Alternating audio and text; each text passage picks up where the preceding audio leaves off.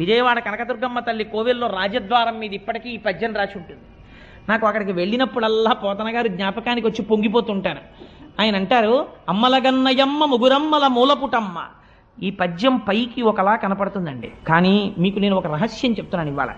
మీరు తెలిసి కానీ తెలియక కానీ పోతన గారు రాసిన పద్యాలు కొన్ని నోటికొచ్చి మీరు చదివారనుకోండి, సద్య ఫలితాన్ని ఇచ్చేస్తాయి. ఎందుకంటే మీరు కొన్ని చదవకూడదు, మీరు కొన్ని చెయ్యకూడదు.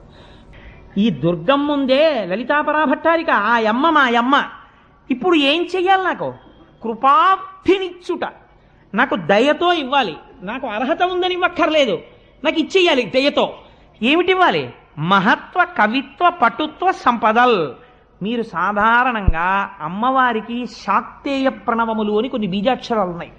ఓం, ఐం, హ్రీం, శ్రీం, క్లీం, సౌ అని ఈ ఆరింటిని శాక్తేయ